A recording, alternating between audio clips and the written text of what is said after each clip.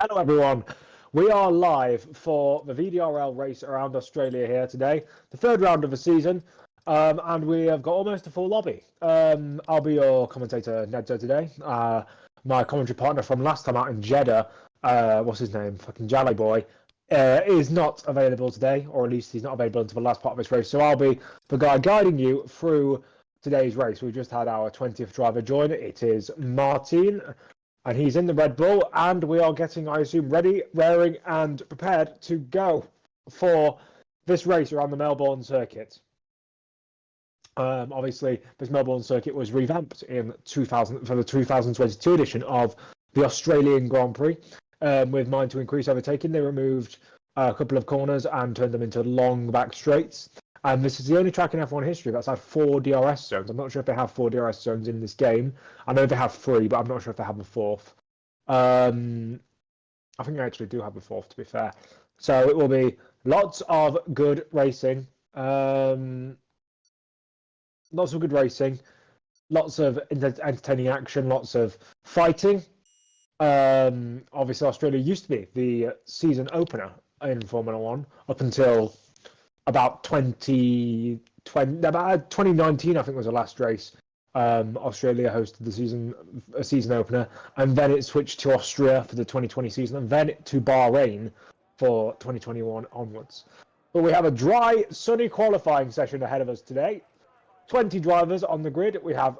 Is it full qualifying, Martin? Because I heard some people saying it would be full qualifying if we got 20 people. Is it full qualifying, my friend? I will enlighten the viewers as to whether that is the case. It is full. Okay, so I assume we won't see many people out on track to start with. Actually, we might see people on track to start with, but then we'll be seeing people come out of the not many people on track in the mid part of the session. And then I assume towards the end, when we see people getting close to the relegation zone, they'll start coming out and trying to address their charges. But we are almost a minute into the session, and nobody has gone out onto the circuit.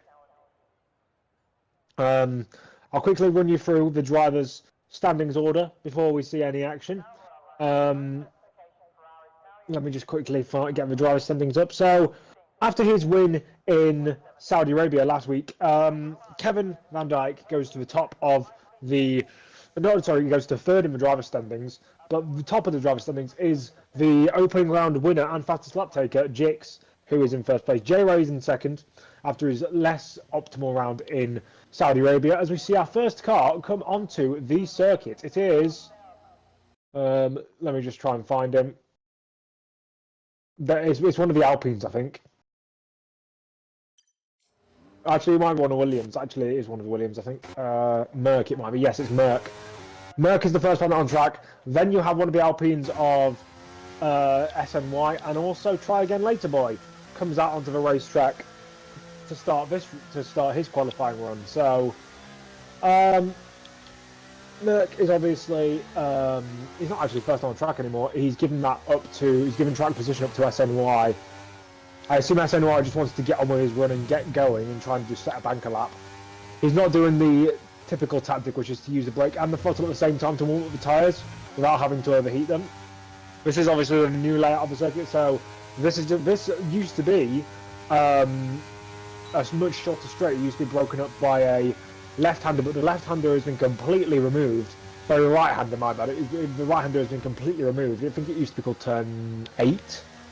I remember it from the old F1 games. It was quite a tricky corner, actually, but it's been removed and replaced with a long back straight. And we do, in fact, have 4 DRS zones, like I was saying. It's the only track in F1 history that's had 4 DRS zones since the device was introduced in 2011. But we are moving in towards the first lap of SNY. He comes round the final corner, smooth on the throttle. That corner can really catch you out if you're right on the edge of grip.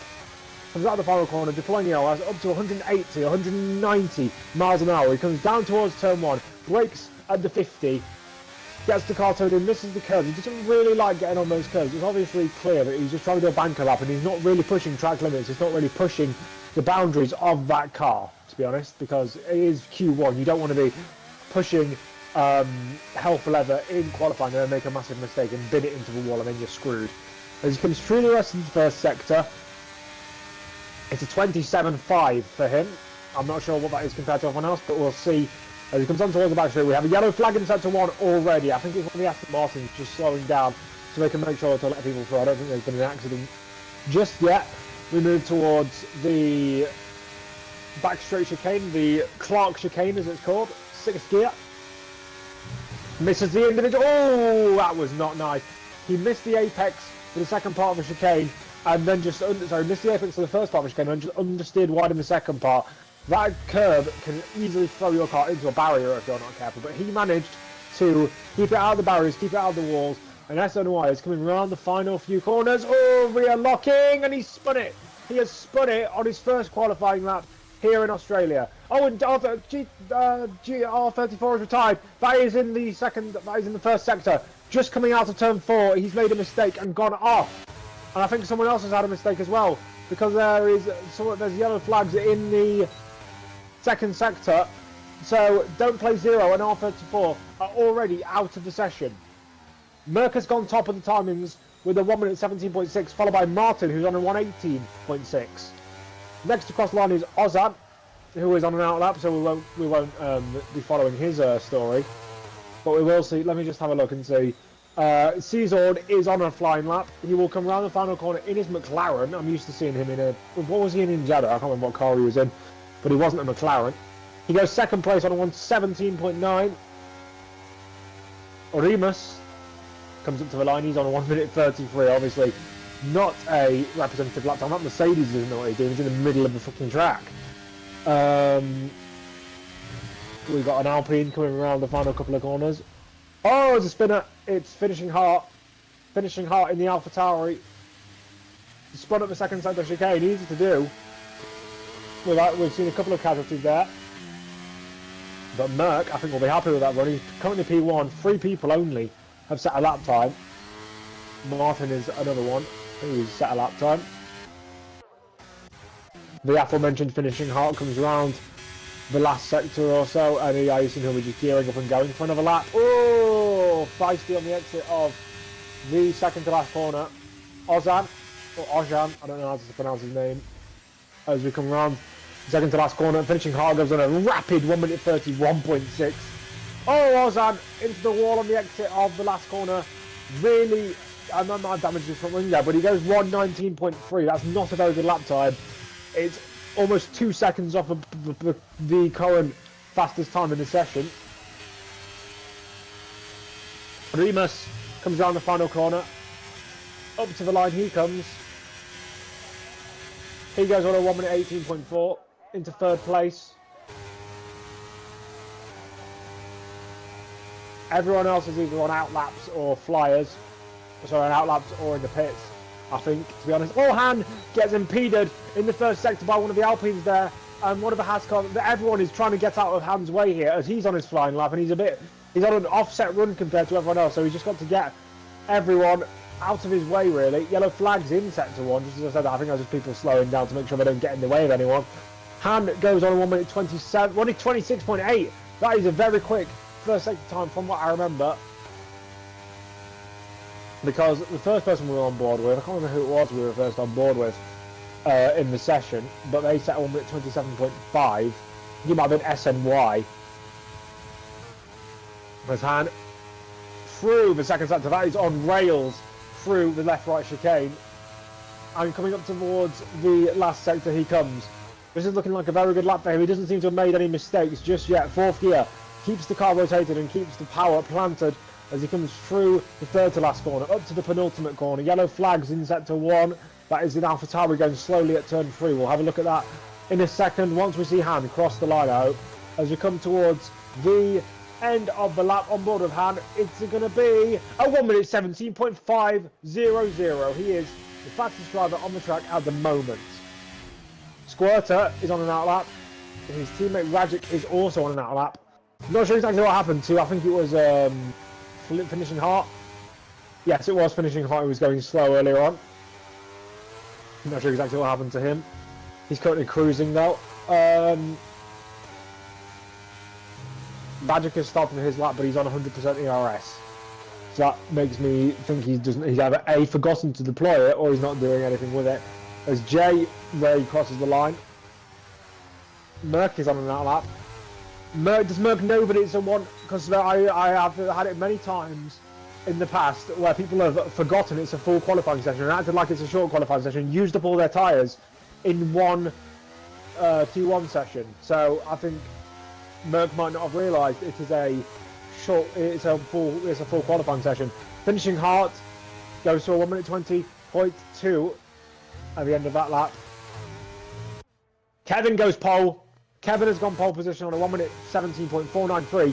Only 7 thousandths of a second between him and second placed Han. But now we're moving in towards the stage of the session where everyone will at least be trying to bank their lap times, because what you don't want is to go out with 3 minutes to go in the session knowing that if you don't set a lap time that is good enough, you're out of qualifying. Squirter goes 8th on a 1 minute 18.6. Next across the line will be Try Again Later Boy, I think. He's pushing on a lap. He was up in the front when I commented on my first race here in Jeddah, but I think he fell back later on in the race. Let's see what he can do in this qualifying session. Nicely done through the last corner. Doesn't seem to be too pushing the car. He goes fastest though on a 1 minute 17.497. Sorry, 479. That is a couple of thousandths of a second quickest, but it's still quickest. We're now coming in towards the last sector or so. Finishing Hart is finishing last, really, to be honest. He's not the fastest person on track at all. He's about 3 seconds off the pace. And the Red Bull of Kevin is following into the pit lane.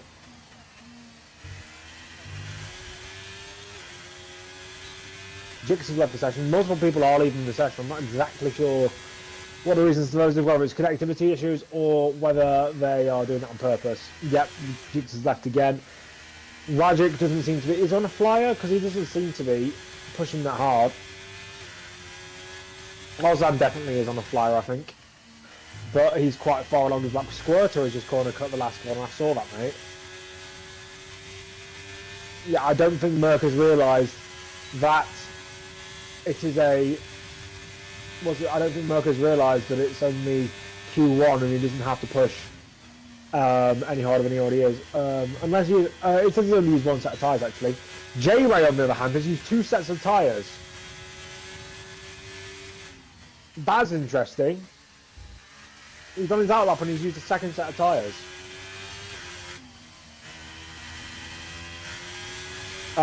Meanwhile, Ozan is coming through the last sector. He looks to be hardly in control of that car, if I'm being honest. But he comes across the line, or he's going to come across the line. And what's it going to be for him? It's a 1 minute 19.2. Not the greatest lap time at all, really. There, nearly two seconds off the pace of pole sitter or provisional fastest man. Try Again Later Boy. There was a yellow flag. One of the Hassers has spun in the second sector. That is Squirter, I think. It is Squirter. Spun at the Clark chicane. Easy thing to do. Remus is on a lap. Or is he? Because he's not deploying ERS. Yeah, he's conserving ERS. Remus is not on a lap. Apologies. Rajic might be on a lap, is he? No, he's also conserving ERS. And Remus has spun off in the second to last corner, and he's got to let all these people through before he rejoins the circuit. And he's reversing. Don't know exactly what's going on here. But he's just making sure he rejoins the track in a safe manner. Always love safety. And there is no one who's currently on a flying lap. Apart from J-Ray. J-Ray has just gone into his flying lap. Just as I say that, we'll go on board with him for the entire lap because I don't think anyone is on a Ozan is technically on a flying lap, but he's not seeming... I don't think he's pushing. I think he's coming into the pits. Yes, Ozan is coming to the pits, so we'll go back on board with J-Ray as he comes flying through the first sector, and Merck has retired. Merck is happy with his qualifying time. He's happy that time will be enough to keep him in the next session. J-Ray sets a 1 minute 20. It sets a 26.7 for the first sector. Purple through that first segment of the lap. Now coming through, he's taking all the esports lines, the slimmest possible line, cutting the minimum distance through this long back straight. He comes up towards the Clark chicane. Very fast section. Gets the inside apex right. Gets the other inside apex perfectly right. He is absolutely flying. That is a purple second sector for him. Now coming up towards the last sector. Will he be able to keep this good form going? Will he possibly even get into 116? That car is on the edge. You saw him just dancing right on the limit of grip there through the sharp corner coming into sector 3, and now coming around the final corner. He is so confident with the balance of that car. He comes up to the line. This is going to be the fastest time I think we've seen today. It's a 1 minute 17.0. It's 4 tenths clear at the top of the timesheet. It's not a 1 minute 16, but it's well fucking close. Good job from him there to go top of the timesheets. And Leo is on a flyer, currently in last place, one of only 4 people who haven't retired from the session and haven't set a lap yet. He comes through the third sector now. He is coming through the third to last corner. Yellow flags in sector 3. I'm not exactly sure what that is. That is the Ferrari getting out of his way, actually. Leo comes round the final corner. I don't think it's going to be a 1 minute 17 like we saw from J-Ray, but it could be a time that puts him into the top, nearly in the top 10 as he comes round the final couple of corners. And SNY, who is also not set a lap time yet, he's coming around to try and rectify, but he's gone off a bit there in the second to last corner. It was a bit of a strange line he took there. Either he's not pushing, or that just was a mistake that he made. He comes up to the line. It's a 1 minute 19.6, not a good lap time at all there. But he just pushed finishing Hart down the order. Toto is on a lap in the Ferrari. He's set a purple first sector. Toto has set a purple first sector. I repeat, he has set a purple first sector. Yellow flags. One of the hazards is going slowly in the first sector, but I don't think that's anything problematic. We're coming through the second sector now, on board with Toto. Can he get the clock chicane right? Hits the first apex nicely. Hits the second apex nicely. Gets on the curb, but doesn't spin out. Another purple sector for him. Could he potentially be the first driver to go into the 116 to have seen this weekend? Or this Friday, should I say. It's not really a weekend. It's not like it is in real F1. Comes darting through the fast right-hander into this penultimate corner on the circuit. Nicely turned in, nicely rotated. Can he get the rotation perfect through this last corner? He has a bit of hesitation now on the throttle, but overall, that's a very good last sector from him. Will it be a 1 minute 16? No, it won't be. It will be a 1:17.5 for the Ferrari man. That is a good lap time to put him out of the danger zone. Currently being relegated outside of the qualifying session will be finishing Hart, who's in 16th place, on a 1 minute 20.2. 3 drivers, those are Fubian, Don't Play Zero, and R34 GTR, who haven't set a lap time because they have retired from the session. I'm not sure. I know some leagues do qualifying bans and stuff for drivers who have accumulated too many penalty points. I'm not sure if any of those have a qualifying ban. If Martin could enlighten me, that might be useful to know. But we know who is under threat in this race to not get any or not get out of Q1. If Martin could enlighten me about the whole situation with the drivers who have retired. Did they just retire on their own, or have they been retired because of a qualifying ban? Remus is coming up to the line to finish his lap on a 1 minute 18 he is currently, but he's up to a 1:17.9. So they just Martin says no qualifying ban, so they just retired on their own accord. Squirter is a tenth down on his best lap time, which is obviously a problem for him. So he's a tenth up, my bad. He's a tenth up as he comes in towards sector 3. He'll be wanting to, because there's 3 cars that are currently on a 1 minute 18.6. He'll want to overtake 2 people in front of him just to get in those positions, because he's currently in 13th place. That is obviously a very risky place to be. You don't want to be in the bottom half of the field coming into the last minute of this qualifying session.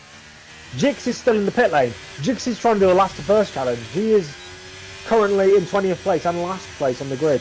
So that will allow some of the other drivers to be able to get out of qualifying, as Squirter doesn't improve his position. He doesn't improve his position enough or doesn't improve his time enough to move up a position, is what I was trying to say. Finishing Hart is on his out lap, currently in 16th place. He is 6 tenths away from being safe. Jix problems with game leaving and joining, or his internet. That's actually a good point. Maybe he's not doing the last first challenge then. Ozan is 1.6 seconds down. Try again later, boys. Retired. He's confident that he's not going to get done. But Ozan is coming through the last corner now to start his lap. Remus is also starting a lap soon. I need to find if anyone's actually on a flyer. Who's that Aston Martin that's coming through the last sector? It must have been Try Again Later Boy, but he's since retired from the session. Oh, it might be Jay. It was actually J-Ray, my bad. But yeah, the only people who can actually set their laps are the people who are currently on circuit now. We have a Mercedes of Jix who's on his outlap, but it's too late for him. He will be starting in last place because he will not get to the line in time. That is a massive shame for him. But we've got the Haas of Squirter trying to improve, but I think he'll be fine. I think he'll be fine. He won't be under threat from the cars behind. The only person who is actually under threat of not getting into the next part of qualifying is Finishing Hart. He's on a flying lap. SNY doesn't think that he's going to improve. Let's see what Finishing Hart can do. I can't see how far up he is on his previous time, but we'll see. Coming through this last sector, can Finishing Hart find the 0.6 of a second that will put him through into Q2? Finishing Hart comes out of the last corner, up to the line. Is it going to be enough? It is! He goes 10th up and he's pushed SNY into the bottom 5. SNY is out of qualifying after not going on to a final run. Jix is obviously another big driver out of the session. Currently in 20th place for the Mercedes driver. So, the championship leader is starting in 20th place for the race.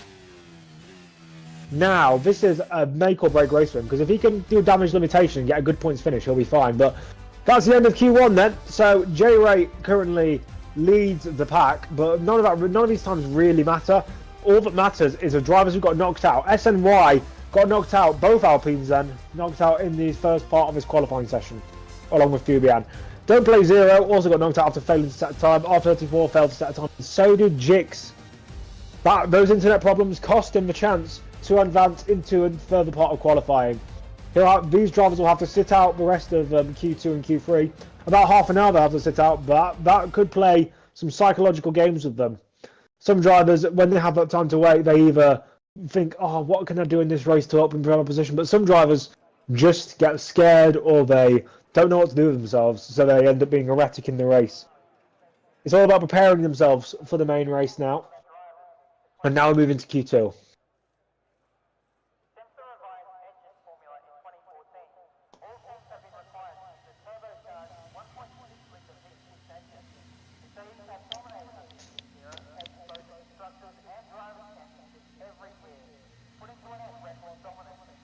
We have a car coming onto track already.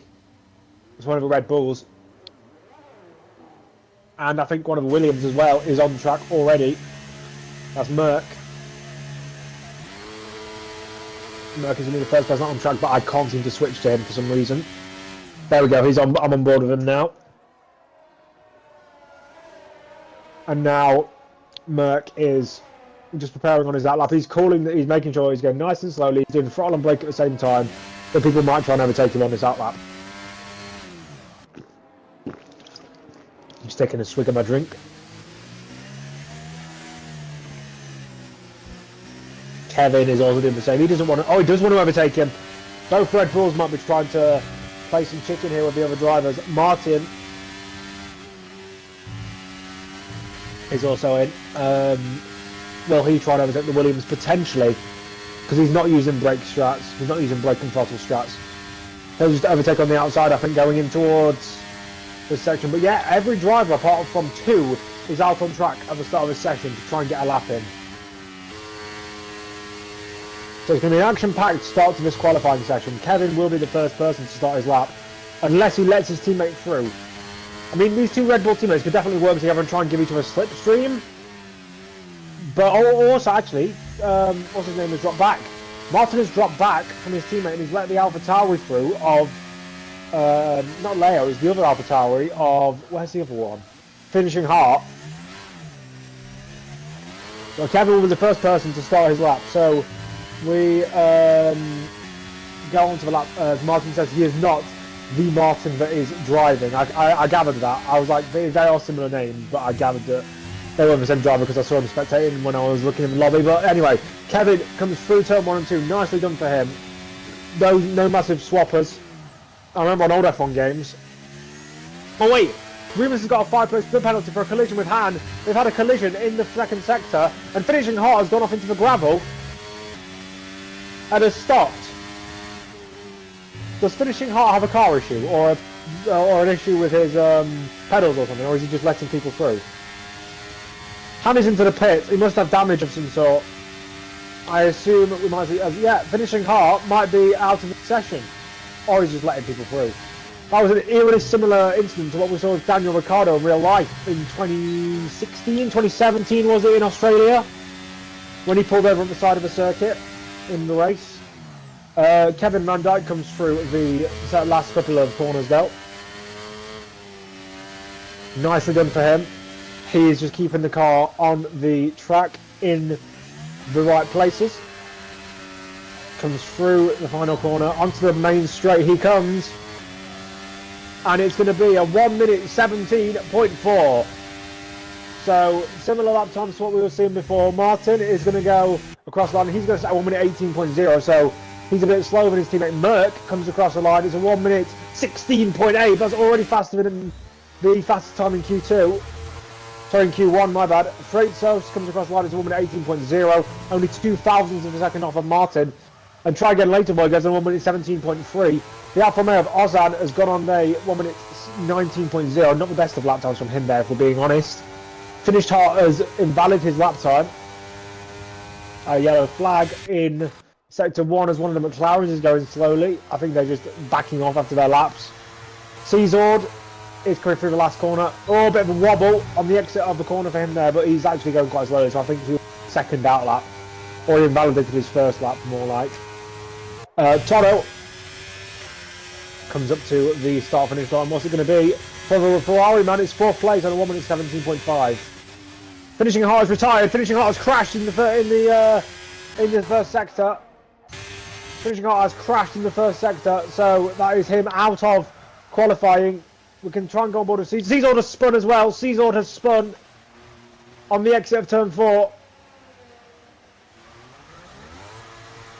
So there are teething issues with some drivers in the opening phase of this qualifying session. So Finish Hart will not advance into Q3. I mean, he struggled to get through Q2 anyway. So I don't think he was a threat to really get into Q3 anyway. But he will be starting from 15th place, the AlphaTauri man. Actually, he might start from higher than that because obviously certain drivers have got grid penalties for collisions. J-Ray is coming round the final couple of corners. Whether he's going to come into the pits or not is another matter. He will come into the pits. So, and so is Try Again Later Boy. So both Aston Martins into the pits. Cesord, who spun out earlier on, is not going to be challenging any sort of lap times on this lap, but he might be coming into the pits to just bolt on a new set of tyres and get his work done as we come towards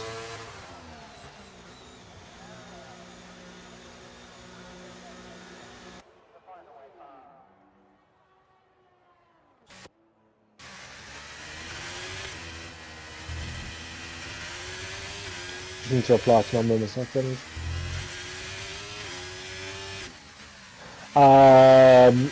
Squirter's the only person out on track at the moment, so we'll go on board with him. He's going slowly for some reason.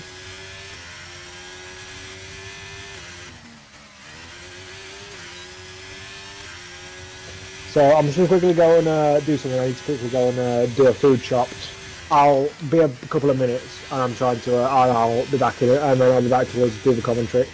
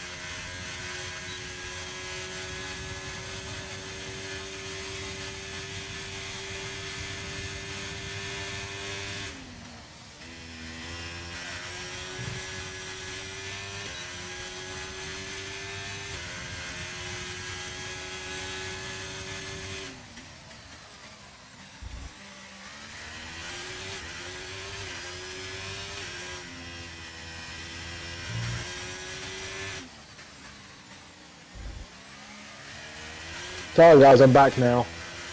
Squirter is coming around the final corner on his lap.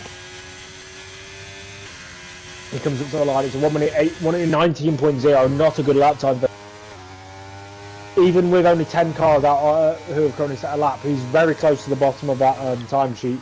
With only 6 minutes remaining in the session, Czord is on a lap. Remus is on a lap. Han is on a lap, but he's spun out and he's out. Han has spun off the track and into the barriers. So that is him out of the session and out of qualifying. He will be starting at best in 14th place, but I think because of his grid penalty, I'm just going to go and have a look in the race director. Because of his grid penalty, he'll be starting in 19th place.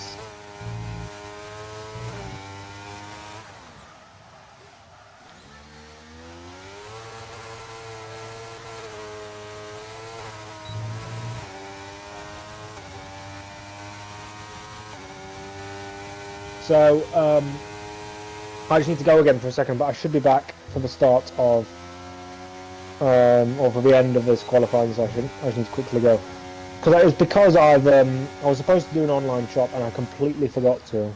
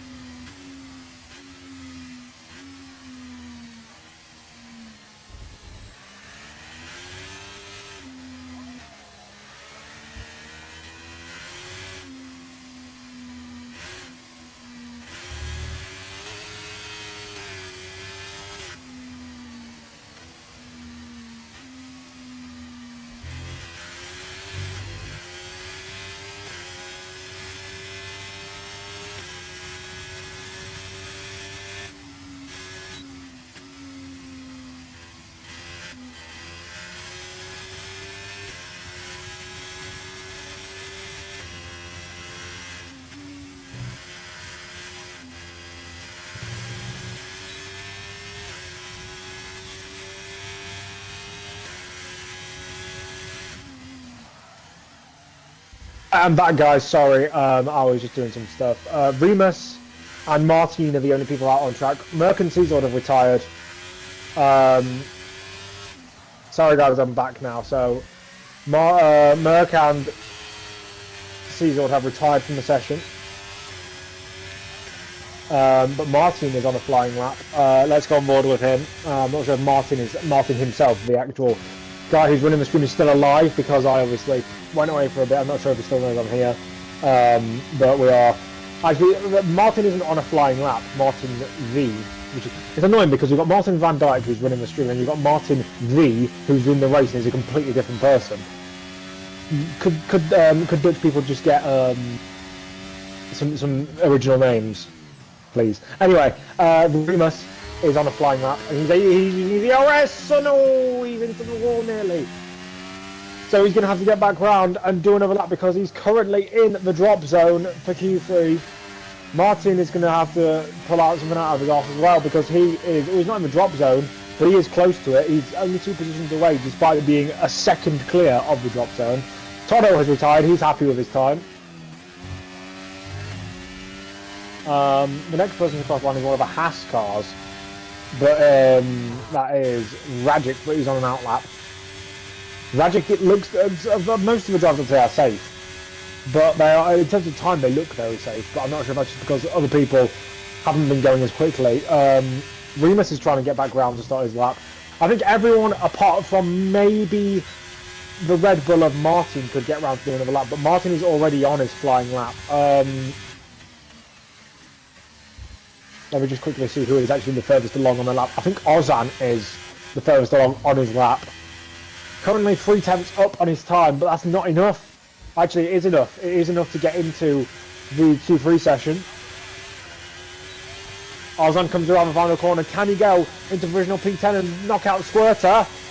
Yes, he can. It's a 1 minute 18.4, but will Remus knock him out? And will Leo, because Leo's also in this as well. He hasn't set a valid lap time so far, but he is still in this.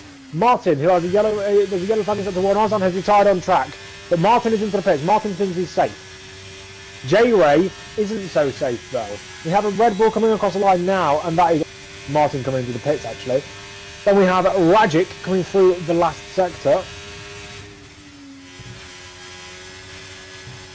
And through the final couple of corners he comes. Rajic, the Magic, comes up to the line, and what's it going to be for him? Will it be enough to get him well into the Q3? Yes, it will be. Now, Remus. Can Remus finally, after screwing up multiple laps and having a best lap of 1 minute 29, can he put it all together and knock Ozan out of Q3? The answer is, we're going to come up to the line. The answer is no. It's only a 119.1. He stays out. And Leo does knock out Ozan. Liam goes 7th. And that completely ruins Ozan's plans. So the end order for today for the Q2 session is that well, it doesn't really matter who is at the top of the time sheets because they're all the same people, but Martin gets through, Leo gets through after a last minute pull together of a lap, Ozan gets knocked out in the Alfa Romeo, so does Squirter, so does Remus, finishing hot on Han, but Remus will start 18th because of a 5-place grid penalty, and Han will start last. So it will mean that Jix earlier on, the leader who got knocked out in the first part of qualifying and was 20th, will actually start 19th because he doesn't have a good penalty and this guy does. So I'm going to quickly take a break before we get into the Q3 action.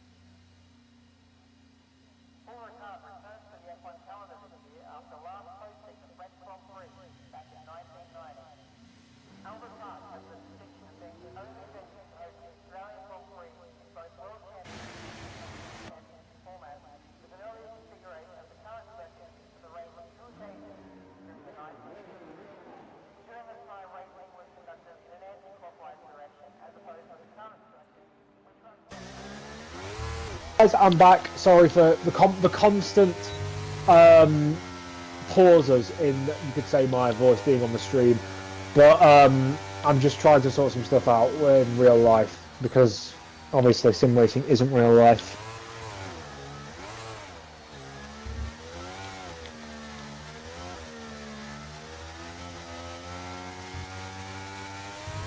So the 10 drivers who made it into Q3 are now on their way out of the lap. One thing I will say, I was paying attention to the race director right at the end of Q2, and a certain J. Ray used 3 sets of tyres in the first two sections of qualifying. So unless he selected the softer tyre set compound thing in the menu before the start of the session, before the start of the whole qualifying session, he's going to be running all of his runs, if he makes more than one run in qualifying, on a used set of soft tyres. I don't know how bad tyre deg is around Australia, so I can't give an exact figure, but that's going to cost him at least a couple of attempts, because new tyres are always better than old ones. Kevin Van Dijk is coming round to start his lap. That's probably why J-Ray isn't actually out on track. He's probably just going to do one run on his best used set of tyres.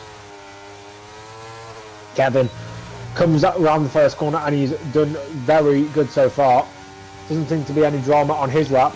No spins, no lockups, no crashes. Nothing just yet, but he comes through turn 4 now and he's done nicely there. He will obviously set the purple first sector because he is the first person to set a first sector time. But will his teammate or anyone else beat him? We've seen he's always near the top of the field in these sessions as yellow flagged in sector 1, and I think that's one of the Ferraris going slowly just to let everyone else through. Yes, the Ferrari is doing an offset run. He's on out laps when everyone else is on flying laps, and everyone else will be on in laps when he's on flying laps. But I assume J-Ray is the only one in the pits purely because he hasn't got a free. He doesn't want to use 2 different used sets of tyres. That'll be pointless. So he's just going to sit in the pits until, I assume, with 2 minutes to go and then come out and do his last lap. But Kevin has had a pretty decent lap here. And there hasn't been any visible mistakes from what I could see. He's coming around the final corner and he's going to come up to the line and it's going to be a 1 minute 16.8. That's a very promising first lap from him. His teammate Martin comes across like 18.1, less promising that one is. Leo, I think, was invalid there because he hasn't his lap time. It was 1 minute 18.0. But Merck has gone to the top of the timesheet with a 1 minute 16.3 out of nowhere. We haven't seen drivers do that quick yet. That's the fastest time we've seen so far. Fritzhaus lets the Aston Martin through. That is try again later, boy. Can he get into the top 3? Yes, he can. It's a 1 minute 17.1. Then we've got Rajic, the only Haas remaining in this qualifying session, wearing a Ferrari helmet. Interesting. On a 1 minute 17.6, 1.3 seconds off a pole position. Toro is starting his lap. So I hope he doesn't get traffic, because that would be annoyance. That would be an annoyance. Leo has invalidated his second lap as well. That's not good for him. Who is actually furthest along? Freitzhaus is furthest along on his lap. So we'll go on board with Freitzhaus because he is one of 4 people, or 5 people actually, who haven't set a lap. J-Ray is on an out lap. I thought he'd just do 1 run in this qualifying session, but it seems he wants to get 2 runs done as Freitzhaus is corner cutting to get back to the pits. Not sure if that's legal, Martin Van Dijk, but he is cutting corners. He just cut the Clark chicane to try and get back to the pits quicker. I don't want to grass people up, but if they're breaking the rules quite blatantly in front of the commentator, I'm always going to grass them up.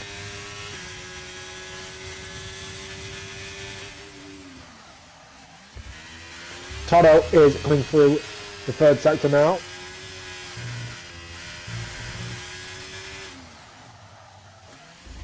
And into the last corner he comes. The Ferrari man who has an offset run compared to everyone else. Where is he going to go? Is he going to go into that top 3? Or will he just slot in at the back? He's only a 10th off of that top 3 kind of spot.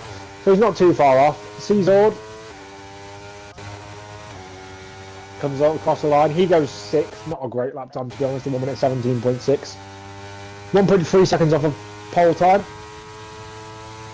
Oh, Toro is corner cutting as well. Again, that's another driver corner cutting. I disagree. See, there are some leagues that allow people to corner cut in qualifying. But in all of the leagues I've ever been in, corner cutting and qualifying and allowing it has caused issues. I remember being a steward in another league. For your info, let's see this. One of them could be Merg, and is there. Still to look, okay, still to look at it. Because I know I was in a league, I've been in many leagues as a steward, and every single time we were allowed corner cutting and qualifying, it's called issues. Like, for example, I remember once in Paul Ricard, when I was driving, we were going through, obviously because Paul Ricard is a very much a run-off kind of track where you can really gain a lot of time by corner cutting. Someone corner cut the chicane as I was on a flying lap. I was on a normal flying lap taking the chicane. He corner cut the chicane, went from behind me to in front of me, and then pulled onto the racing line and braked because he thought I would avoid him. That's why I don't like allowing people to corner cut in qualifying. Even when it's technically safe and there's no other people out on track, I still think it's completely unnecessary.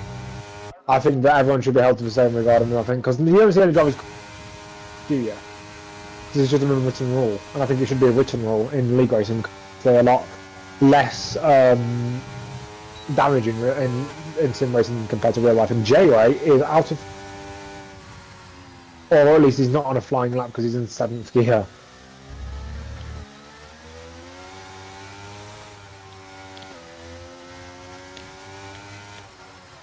Freight Services on that lap though. I'm just going to quickly have a slice of pizza.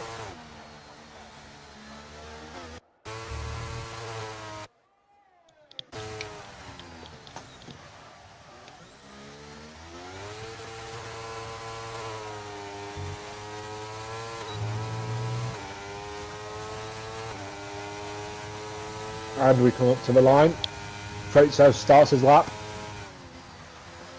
Into turn 1 he comes. Nicely done there from the McLaren driver. Just nice and smooth. Nothing too fast, but nothing too slow either. Braking for turn 3. Usually this is where you see more aggressive drivers soaring away at the wheel because they get snaps of oversteer. I'm quite an aggressive driver, so I often get snaps of oversteer. Coming out to the slower corners. That fast corner, nicely done there. Didn't go as much on the curve as he probably could have done. But remember, this is just him trying to get a banker lap in because he hasn't set a valid lap yet. Yellow flag's been set to 1. There are people starting to stream out the pits for what I assume is their final runs in qualifying. The Freight Service comes through this chicane now, misses both curbs. That's a bit of an awkward strategy. I know there are some drivers who prefer to avoid curbs because they can unsettle the car, but to avoid both of those curbs when you can gain a lot by running them or riding them, that's interesting. As you come through this last sector, very smooth from him to be fair. Very controlled, very concise, very precise. And through the last corner he comes. Let's see what he can do. Coming up to the line, is it going to be in the 117s or the 116s? So 117.3, 5th place.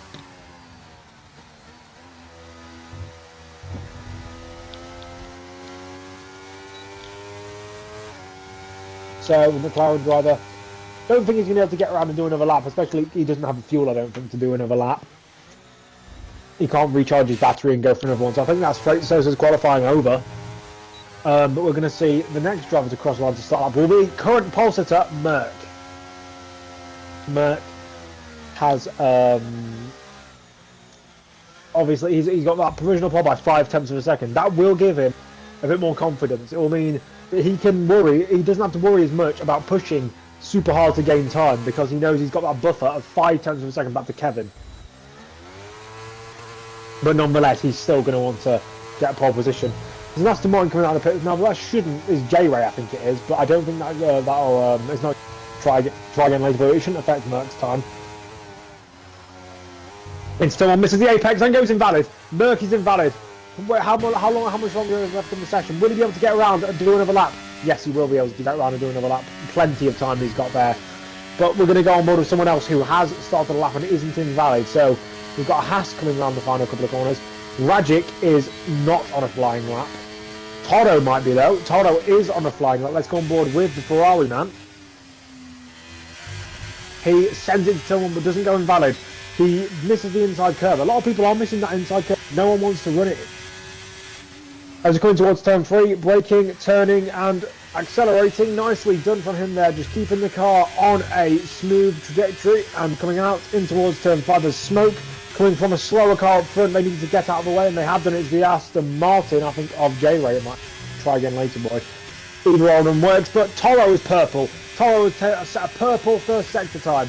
That is a great time from him, and he's able to. He's got yellow. There's yellow flags further up the field. I think that might have been the other Aston Martin. So we come through here. He's 2 tenths up on his lap time. That would currently put him. I don't know why he said it's purple then. Oh, he's gone invalid. He got a little bit of oversteer by hitting the curb on the extra plonk chicane, and he's out.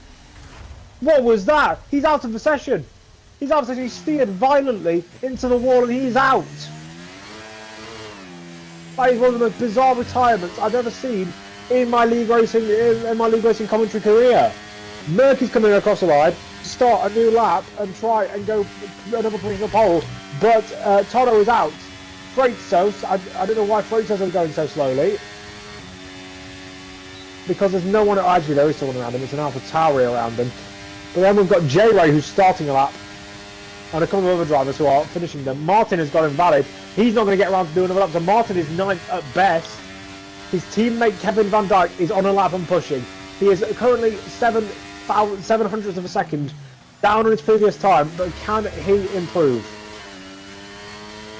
We'll see as you move towards the end of this lap. I might try and change something before we get into the main race. It's starting to block my view of people's times, but we move towards the end of this lap. Can Kevin take pole position away from Merck? The answer is no. He doesn't improve on his lap time. Next to come across one is Leo. Hasn't set a valid lap all Q3 just yet. He gets a bit of a wobble. Good catch in the car, but that will cost him time. Up to the line he comes, 7th. That's a half decent one from him there. Merck is coming into the pits. He does not feel threatened by anyone else in this qualifying session. He's seen Kevin hasn't improved. He thinks that no one else will improve past him. Cesord up to the line. He goes 3rd. That's a great lap for him to go into the 3rd place position there. Freightos doesn't improve. We have the next car across the line will be Rajic. Can he provide some magic? Yes, he can. It's up into 5th place for him. J-Ray goes up into 2nd. Oh, J-Ray goes 2nd place on a used set of tyres. That's pretty impressive. Merck, meanwhile, in 1st on pole position. J-Ray in 2nd. Kevin Van Dijk in 3rd. Followed by Try Again Later Boy, Cesord, Rajic, Toro, and then the rest of the field, who I will go through in a minute. I'm just going to quickly go into the voice overlay and put it in the centre position so then it's not blocking my view of people's things. So yeah, there we go. Right, so Merck is on pole position then. He has set the pole position time by 4 tenths of a second. Clearly very competent at this circuit, clearly quite confident as well. Followed by J-Ray in 2nd. He will be on the front row, good with him. Merck's teammate, it's not even his teammate, it's just a similar colour car. Kevin Van Dijk in 3rd place, followed by Try Again Later Boy in 4th in the Aston Martin. So it's an Aston Martin 2-4 then. Cesord in the McLaren is 5th, followed by the Haas of Rajic in 6th. Toro is 7th, Freightos is 8th, the AlphaTauri of Leo is 9th, and Martin, after being unable to really prove his worth in that last qualifying session there, goes 10th in the Red Bull. 1.7 seconds off a pole position, but we're going to move into the main race and see which drivers are going to be able to prove themselves.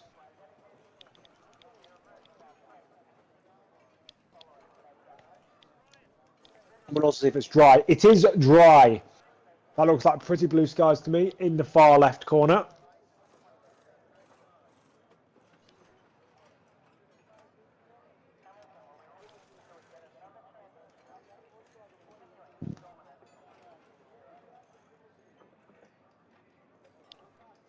So, yep, we're looking towards pretty interesting race, it seems.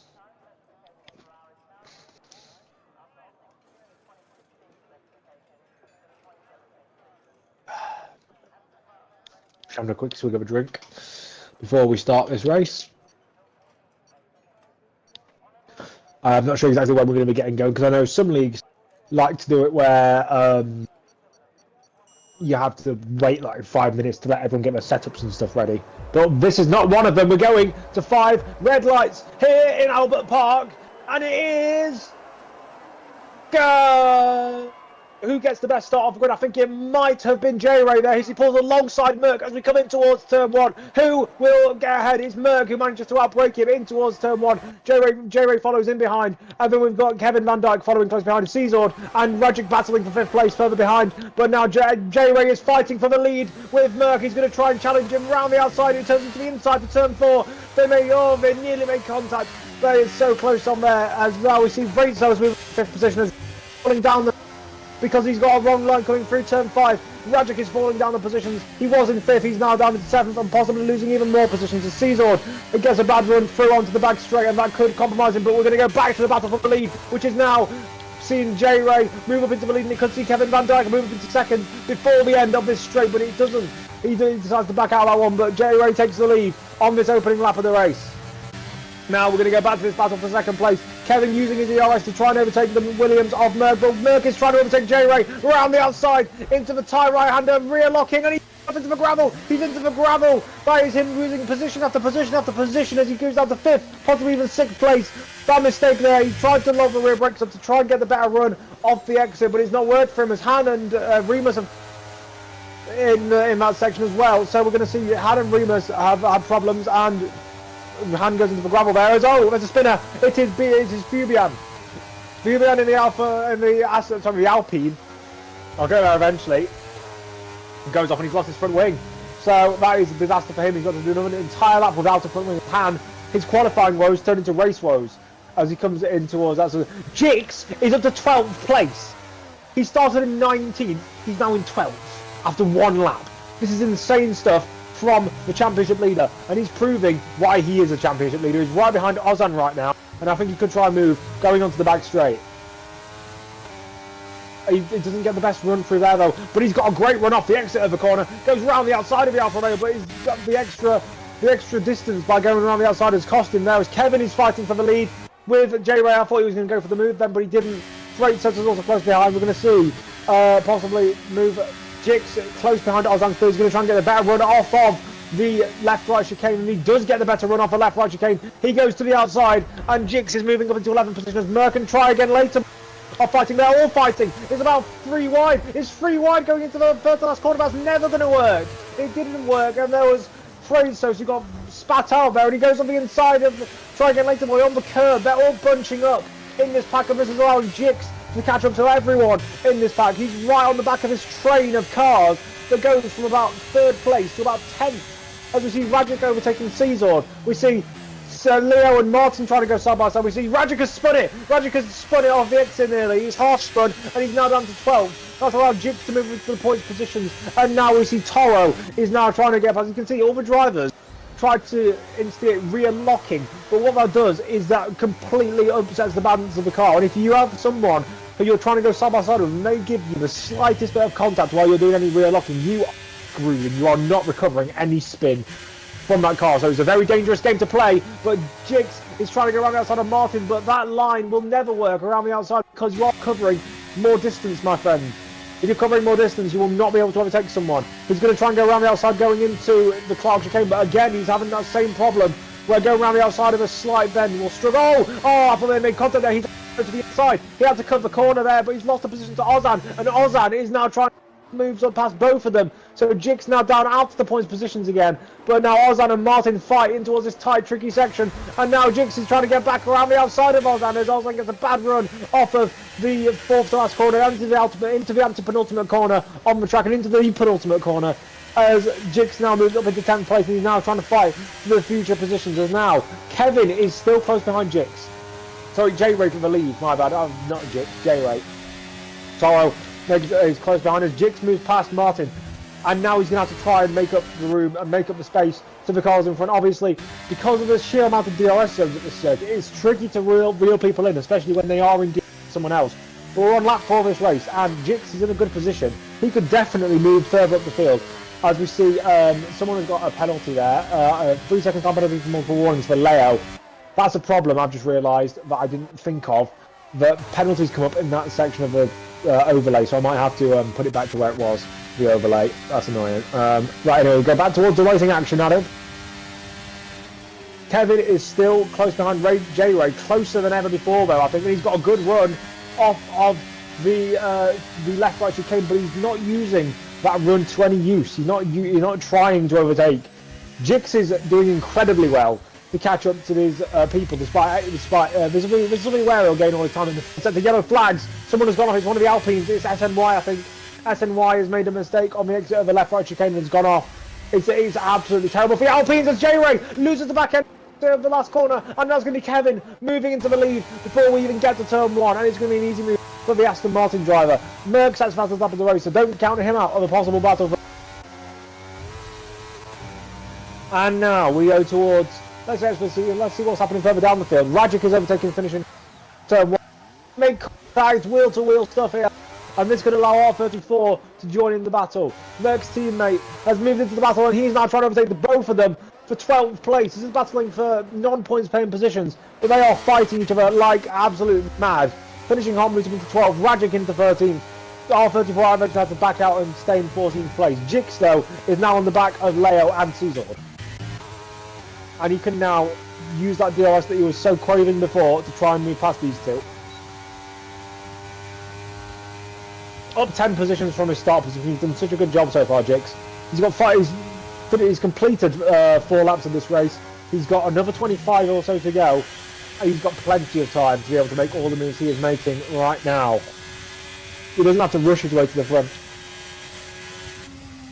He is on soft tyres, which means that he will have to pit earlier than everyone else. But that will also probably mean that he gets fresher air when he does come into the pits. Because I don't think I actually have a look at the tyres. We didn't actually have a chance to look at the tyres because we had no formation lap. Everyone in front of him is on the mediums, apart from Kevin. So J-Ray has actually done an incredibly good job to keep with Kevin. They are going very close. Oh, Kevin has spun it though. Kevin has spun it out of turn 1. Kevin has spun it. I don't know exactly what's happened to him there, but I'm not sure if there was contact with him and J-Ray, but he's now down. And that is going to cost him lots of time. He's going to get swamped by this pack behind if he's not careful. He's just about staying in the points position. His teammate Martin actually backs out. That one, he's gone again. He's gone again, and there's contact this time. And there was front wing. I saw a front wing M fence or something fall off a car, and that's him down to 15th place because he was trying to do some more rear locking. I don't know why he tried rear lock. Fun, because that will just kill your rear tyres. So down to 15th place he goes. Oh, there's another spin. Oh, it's Rajic and Leo. Rajic and Leo have spun, and that is potentially those two struggling as well. That could be a safety car if they don't get back on their merry way soon enough. And Remus got involved in that, I think, as well. But Merck has overtaken Toro for second, and now this is getting really close. Jix is now quite far behind Caesar, but he's managed to make his way into this top 7 now. He's now 12 positions up on his original grid spot, and that is massive problems for Kevin there. Does he still have his front wing though? Toro has lost a position to try again later, boy. But now we're going to see potentially what's going to happen in this race, because Martin's in the pits. I don't know why you'd come into the pits on lap 7 when you're on mediums. He must have damage. He does have damage. He's coming into the pits, and I think finishing hot has come for the same reason. Kevin needs to work hard though. He's on, admittedly he's on soft tyres, which obviously are the fastest tyre, but they are not going to be the best tyres. Now I think mediums are going to start to come into their element. That's why, although Jix is catching up, I think he's using a lot of ERS to catch up. He's actually not. 3 seconds for Leo. We need to have a look at time. Caesar has 3 seconds. Leo has 6 seconds. Martin has a 3 seconds. He has 8 seconds now because I assume when he came in, he spared in the pit lane. Toro and Try Again Later Boy are having a massive ding-dong fight as we come up towards the last bit of the lap. I think this is definitely a chaotic race so far, and I think could definitely capitalise on how chaotic this race has been. He's already up into 7th place on lap 7. And look, as I said, he's up 12 positions. And he's not looking like he's slowing down at any point. He's going to get into Caesar's DRS. Kevin's up into 11th. Obviously spun from the lead. Because rear locking is a thing in this game. Only in F1 could you have a system where just stamping on the brakes and making sure your rear tyres lock up is giving massive rotation. Catch the rotation. I think it's unfair. Kevin is into the pits though, changing off of those soft tyres. I assume what he's trying to do is he's trying to get into some free air so then he can just push when everyone else can't on some newer tyres. and he's going onto a set of hards. Yes, that's exactly what he's trying to do. He's trying to do a one-stop to the end, and potentially capitalise on a safety car. Jix passes Czord. Jix has passed Czord into 6th place, and Czord has actually gone off. I'm not sure if that was... But they've made it... But Czord has gone off. I'm not sure if he just couldn't catch the car, or if he was just not prepared for Jix going through. But Jix is now only 4 seconds behind the next car, which is Freightset. Han is close behind Finishing Heart. I mean, Finishing Heart isn't exactly the easiest driver to... or the hardest driver, sorry, to overtake. He's not the hardest driver to take. I think that he'll get past him pretty easily. Czord gets a 3-second time penalty again. 6 seconds worth for him. It seems that these drivers are having trouble with track limits.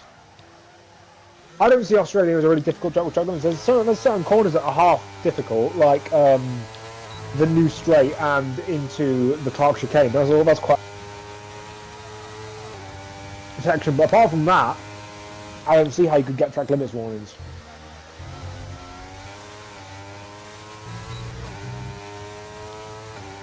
Speaking of track limits warnings, Try Again Later Boys just got one.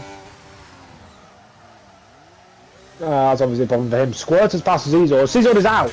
Czord is out. He's retired in the pit lane. He's not happy with what's happened to him in this race. On lap 8, I don't get people who retire from races this early, especially. Like if it's like lap 28 and you're like 11th or like 12th, fair enough. But anything could happen. If it's a safety car in this race and everyone bunches up, Czord is going to kick himself because he's realised, oh, I could have got a good position there, but I decided to retire because I'm obviously melon. As J-Ray and Merc are close together on now.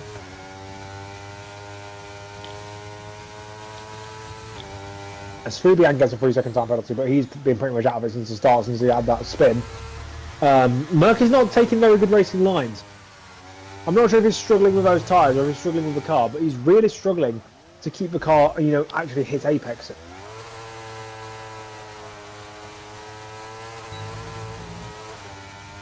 And now he's got the DRS, so he'll keep having this DRS, but he's really struggling to deal with the rest of the field now. Leo gets another 3-second time penalty. He's got 12 seconds worth of time penalty. At this rate, he's going to get disqualified. As Merc is still close behind J-Ray.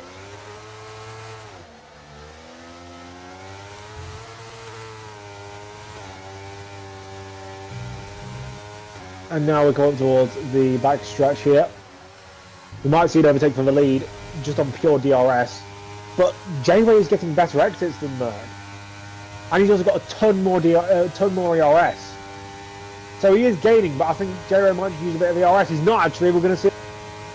Merc moves past into the lead, past J-Ray. But if I was J-Ray, I'd just be trying to get that back instantly on the exit of this corner. He definitely can do. Oh, actually, no, it's Merc who gets the DRS straight, which I think is still stupid. I think it should be given to the person who's behind. Yeah. Jix has stopped this kind of absolute rampage to get to the front of the grid as Ozan loses the back end and is now under threat from R34. But I think Jix's tyres have finally started to go off. If I was him, I'd definitely be looking to switch off of those soon, or at least be going on to a strategy where you want to switch off of them soon, as J-Ray is closing in on the back of Merc. Obviously with the DRS, they are wobbling a bit now. Those medium tyres not looking very good then, it seems. But J-Ray is happy with I think he's happy with the situation he's in right now. He's 4 tenths off the lead, but he's also got 95% ERS. He's closer to 100% than 95 actually at some points. He is lifting off through certain corners, but I think Merc isn't. Merc is definitely pushing harder. But J-Ray is just happy to stay within the DRS and just collect the DRS and save ERS. It's clever. As now, Try Again Later Boy overtakes. Martin overtakes Leo. Leo has got the time penalties of his life. Look at 12 seconds worth of time penalties. SN1 moves to the back of the grid because he's coming into the pits. Yellow flags and set to 3. I think I might. Is he actually? No, he's in the pit. So he has he hasn't made a mistake on the front straight. J-Ray is still close behind Merc. Now Try Again Later Boy. He's close behind Toro. Will we see any moves from the leaders to come into the pits? No, they all stay out. Toro might no Toro. No try again later, boy. Oh, as Freitas made a mistake, I think, through the last section there. Kevin up into 14th. Not exactly the best position to be in for him, but he's making his way through the field slowly. He's not doing what Jix did, which is just overtake everyone. But then again, the field had spread it out by the time that Kevin made his mistake. So I understand why he's not just immediately in the top 10. Jix is right on the back of Freitas. He's only about 8 seconds off the lead. Yeah, he's 8.7 seconds off the lead. He can definitely gain that back in the race if he just stomps on it and just stamps his authority. But even if he doesn't, he can definitely get a podium position. Or he's falling off the back of the front tail. He can definitely get a podium position here. That would be great damage limitation from last on the grid, or 19th, should I say, because it wasn't technically last because of I think it was Hans penalties. Jix has moved past Freitas, so he's moved up into 5th place. He'll get DRS on the next straight, which will give him a bit more of a tow. But J-Ray is just bearing his time as Kevin moves into 13th on this back straight, and now he's going to be trying to overtake Leo, but he's got the run of his. He's burning that ERS to try and catch up, and he's got the move done halfway down the straight. And it could be the same for finishing Hearts here. His teammate, sorry, not his teammate, Leo's teammate, moving up into 14th, and we could see an AlphaTauri battle here on our hands, but finishing Hart has gone wide, trying to keep Han behind, and I think Han's going to go back up the inside here into the next corner, and he has done. Oh, he's gone off, he's gone deep, he's off the circuit and lost part of his front wing and spun, and he's lost his front wing and he's out. He's lost his wheel, he is out of the race, and that is a safety car. That is a safety car, it means everyone is going to come into the pits. That surely means everyone is going to come into the pits. This benefits Kevin and the other drivers, like they will definitely help Jix out as well. But this is now going to be a race on our hands. Kevin goes in for medium tyres. I'm not sure if he's trying to go to the end, but will medium tyres go to the end? It is a safety car because of Han's crash. But, right, this is going to be interesting. So, the medium runners are obviously going to have to go to hard, so they cannot go to the end. They definitely can't go soft. Soft definitely can't. Jix has a choice of mediums or hards because he's soft. I mean, if he's taken softs 13 laps, surely he can take mediums 15 laps. This is definitely going to be interesting, and this will also mean that drivers with penalties are going to be screwed because it's going to bunch the field right back up, and their penalties are going to mean. So Merck, has he come into the pits? Merck has come into the pits. J-Ray has come into the pits. Podo has come into the pits. Try again later, boy, has come into the pits. Jix has come into the pits. Everyone, I think, is going to come into. I don't know. I don't think anyone stay out. I think maybe Squirter. Maybe obviously the people who already came in aren't going to pit again, but they're not going to move. As I said, everyone's just going past a safety car. So I don't think they're going. I think the order is going to be pretty much the same. The pits. Jix has gone on to medium, so Jix does think that mediums are the time to be on, but obviously everyone to go into the hards. They have no choice. And everyone else, as you can see, they're just making their way into the pit lane. Mostly mediums and hards for everyone else. Squirter. Merck has been disqualified. Merck has been disqualified for ignoring the yellow flag. Okay. Merck has been disqualified from the lead. Did he overtake the safety car? I had that in a league race once. I was winning by about 40 seconds in the wet at Austria. And then a safety car got called, which bunched the field up. And then I managed to survive that safety car. And then another safety car was called out a couple of laps later when there was a couple of gap. And then it was and then I overtook the safety car and got disqualified. Merck is going to be kicking himself. And that means J-Ray is in the lead. I'll tell you who this does help. Jix. Jix is on the best tyres of anyone in the top part of the field. And he's also probably the fastest driver in the top half of the field.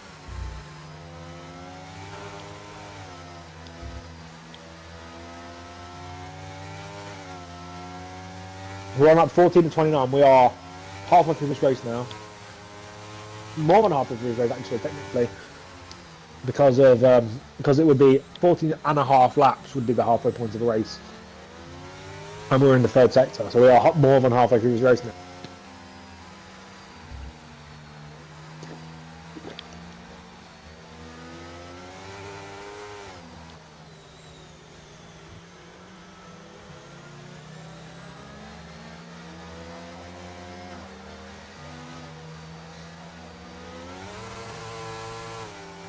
So yeah, everyone's just bunching up behind the safety car. The field did spread out quite a bit actually in that early stage. Obviously, Fubian is disconnected. They're going to have to wait for his AI to catch up, which is obviously a bit stupid. But as Remus is trying... Remus, it's a safety car, you spoon. What are you doing?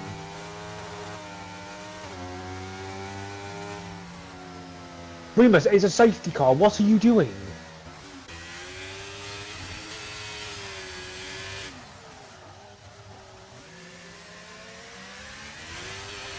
Trying to overtake an AI won't make the AI any faster. It'll just mean you potentially get a penalty for being an idiot.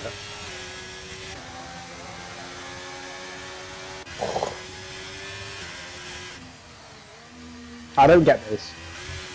Why is he trying to do this? What's the point? Fubian is rejoined. He's having a nice surprise being in last place.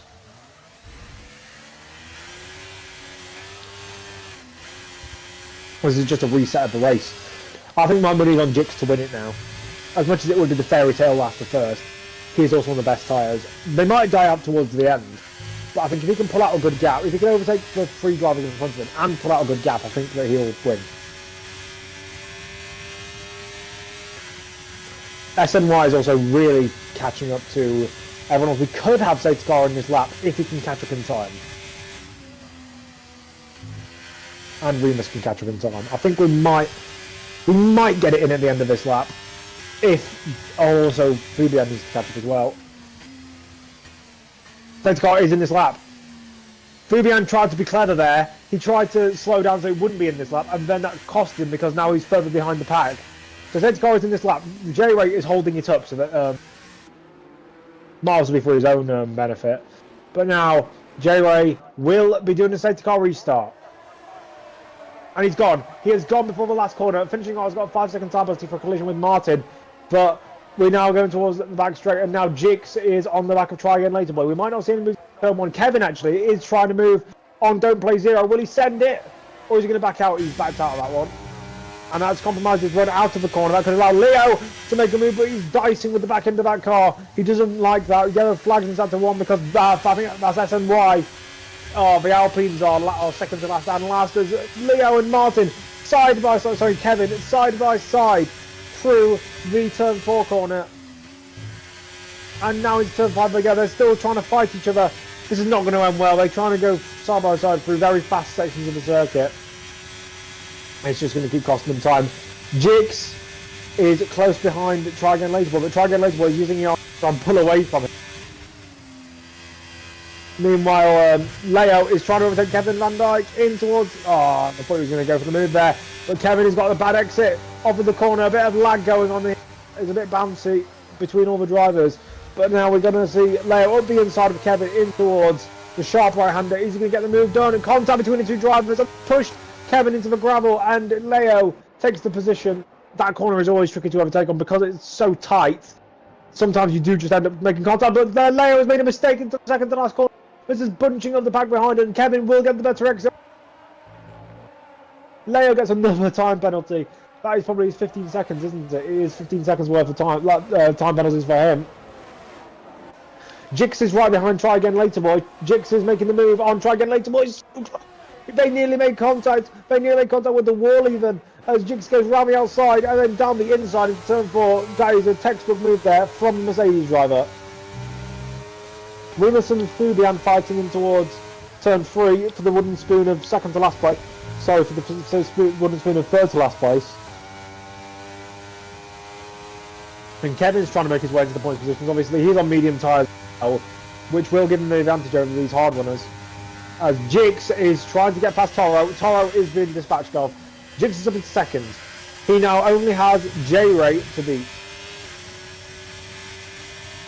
Toro is close behind Jix, but I don't think he's going to go for a move. I don't think he's stupid enough to go for a move on a ram that's set trying to get the race lead.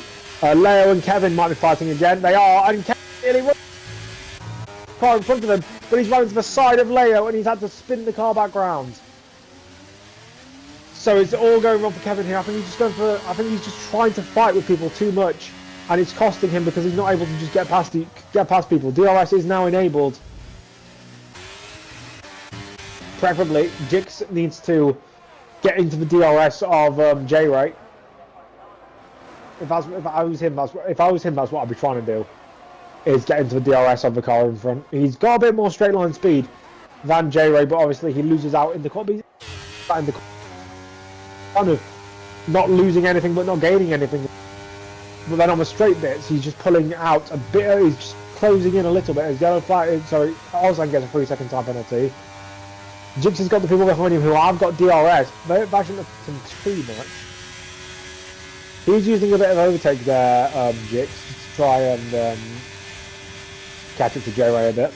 Yellow flags himself too. Fubian is out. That's another safety car. Fubian has crashed on the exit of the fast left-hander. I'm on board with SNY to see if I can catch the aftermath of what's happened. Oh, he's despawned. Never mind. But you can see what's happened. You saw the front wing and the wheel on the inside barrier. This is interesting because we could see drivers towards the back. It alters more penalties. Leo gets a 5 second. It'll be interesting. He's already on 20 seconds now. Some drivers might come in for soft tyres. Some drivers might come in and go, you know, oh, they are. J-Ray is coming in for soft. Everyone is coming in for brand new soft tyres. As Try Again Later Boys slow down right at the start of the pits to try and. Oh, I can see what. Yep, I can see what Try Again Later Boy has done. Try Again Later Boy has stopped in the pit lane to stop the people from gaining on him because he was going to have a double stack with his teammate. Come on. Doesn't think we're that stupid, does he? But some people haven't come in. R34 is leading the race. Ozad is second. Don't Play Zero is third. Squad 12. These guys haven't come in. J-Ray is come out in sixth place. Jix has come out behind him. He's on the soft tyres. J-Ray thinks it's time for mediums. Jix thinks it's time for soft. Jix and Toro are going for a very strategy. Meanwhile, J-Ray is biding his time under the safety car.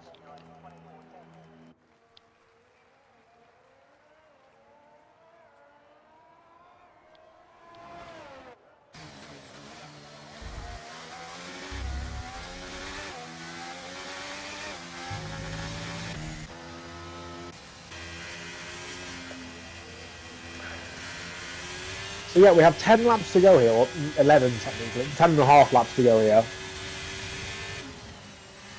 But if I was J-Ray, I'd be trying a lot to get past the cars in front on the safety car restart. And I want to say that needs to be investigated.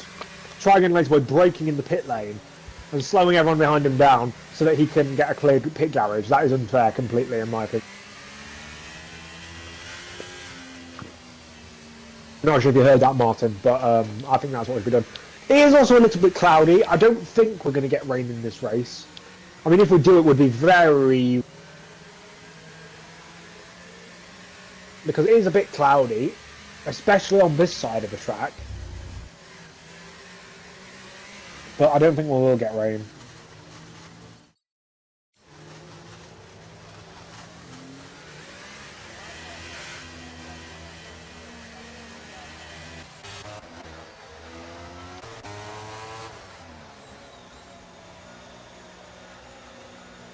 Oh, and someone's into the pits. Try Again Later Boy moves up and Freight himself into the pits. He's got front wing damage. He's coming in for front wing damage. Onto the soft tyres he goes, and he's in last place, which obviously isn't great for him. Martin, I'm not sure if he is still talking in the commentators chat, but just letting you know, obviously the safety car restart. Let's have a look on the safety car thing.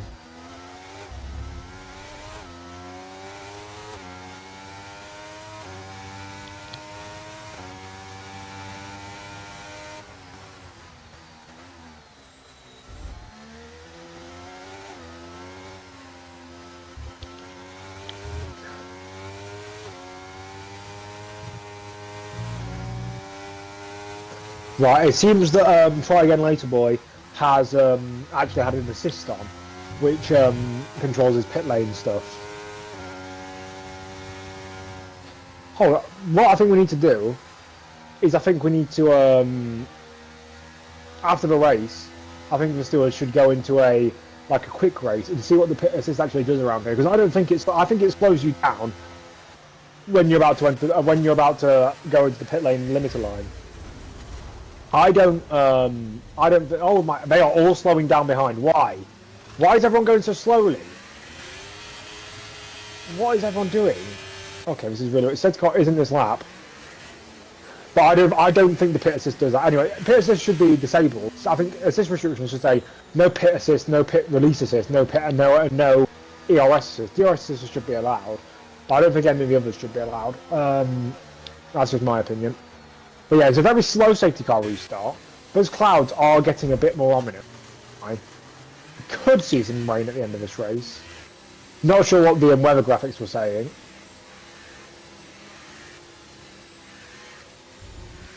And R34's gone. R34 is gone. And don't play zeros into the pits. You must have damage. J-Ray is already past Rajic. And he's backing off. Oh yeah, he got the illegal overtake. He's got the illegal overtake. And that's going to stop him from being able to advance through the field. And Jix is pitted. He must have had damage from that stuff that happened right at the restart. That's going to completely ruin his race as Ozan and stuff move past. And now we see Squirter is falling down the field. And J-Ray has had this race fall into his hands because Jix and Jix has had to come into the pits because of damage sustained on that slow safety car restart. Yellow flags in sector 1. And I think that might be one of the Alpines having a problem. Toro has had a problem as well off the exit of turn 5. Contact and he's spun, try again, later way around and try later. Another safety car. It's another safety car in this race. And Jix will be thanking the Lords that he's now got a third chance in this race. That is incredible. We've had an entire race of fairly clean driving, and now we've got 3 safety cars in a row.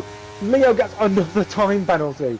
He has 20 seconds worth of time penalties again. He obviously served one of his other ones in the pit stop. Jix will be praying to the Lords and praying to the gods, but he managed to get us. J-Ray is slowing down. He must have had to let Rajic through there. And these drivers are coming in. Ozan has stayed out, but everyone else has come in. J-Ray is up into second. Toro has come in. He must have damage from that restart. Oh, he's just pitting onto softs. That's an odd one. Squirter's retired. Don't know why he'd retire from a good position like that.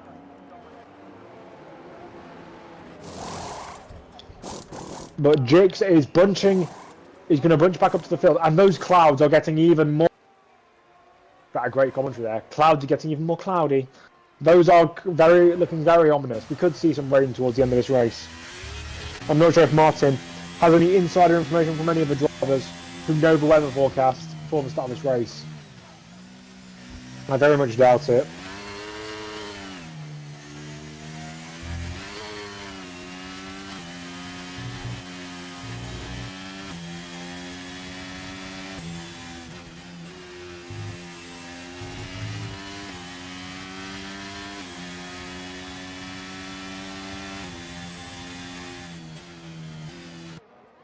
It is an interesting race, Martin.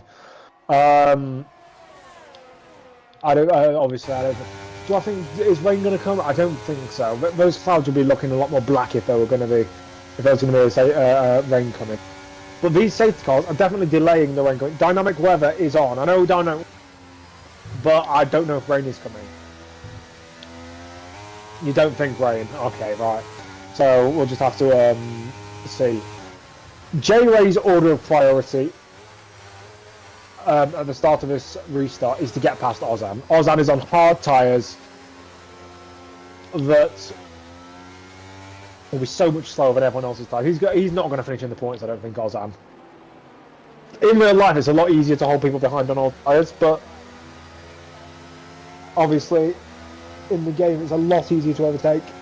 I think that once J-Ray overtakes him, he'll just get absolutely swamped and get overtaken as SNY switch positions. Jix is still in it. If Jix overtakes 1 car per lap, I think, or if he overtakes a couple of cars per lap, I think he could still win it. But he does also have no penalties, which helps. Because even if the race ended now, he would still take. I think he would still take, like 4th. Because everyone else in front of him is on penalties.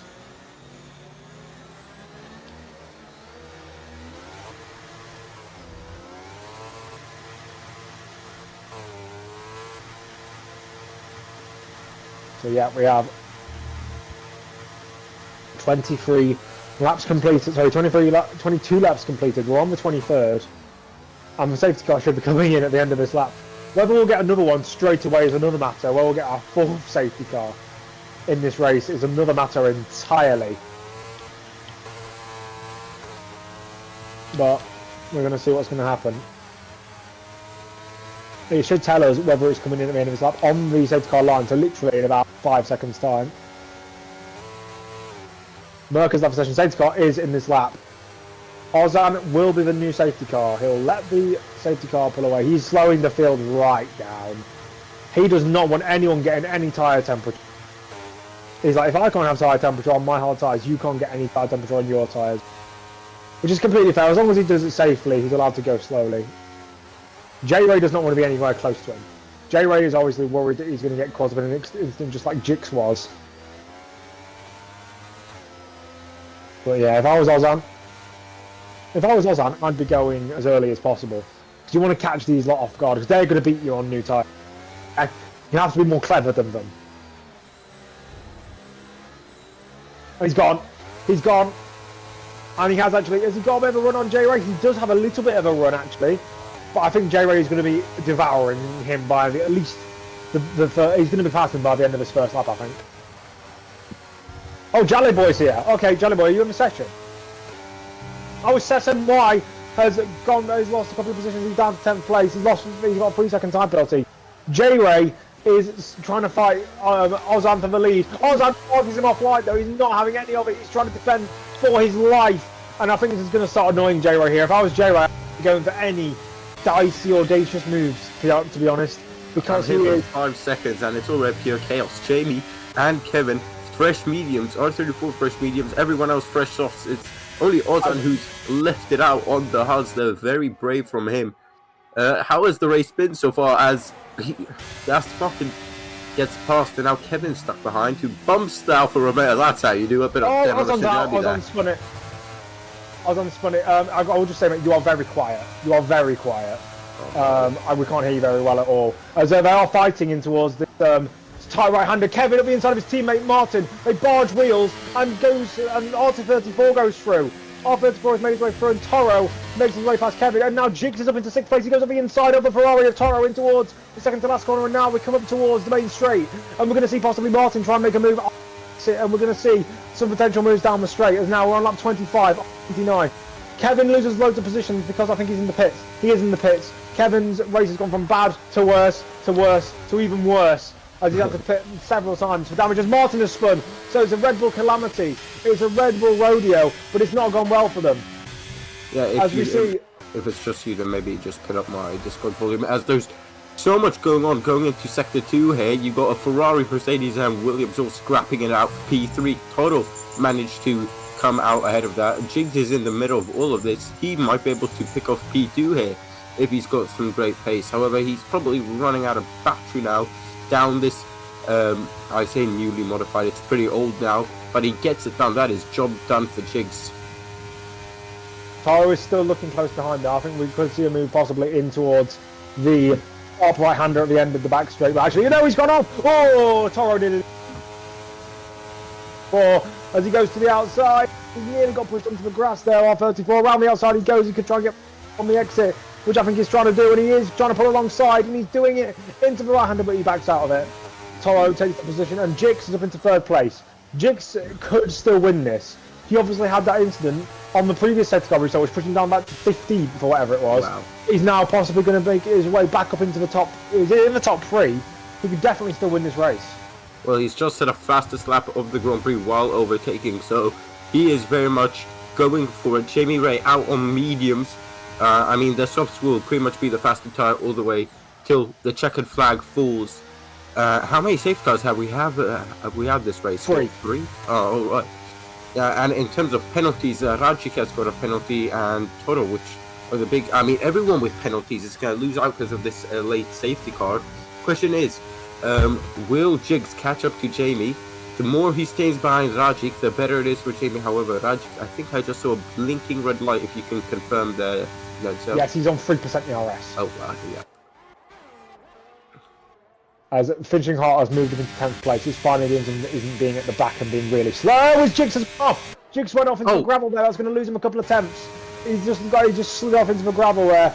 Very lucky not to potentially spin out because that is a very deadly curb on the exit of the Clark chicane there. Oh, a McLaren going off into the gravel as well. They're all thinking they're about to play some beach volleyball in F1 cars. Yeah, there's obviously a lot of dust being kicked up from that as Jigs is still in the DRS zone of Rajic. Can Rajic produce the magic to keep him behind? Not sure. Nice. Yo, flag, someone's spotted 2 people have spun. That's an Aston Martin. Never mind, it's not Aston Martin, it's an Alpha Tauri. Alpha Tauri and Alpine. I had that problem earlier on. I said Alfa Romeo and I said Alpine Aston Martin before I said Alfa Romeo. Well, as Jigs is trying to overtake Rajic.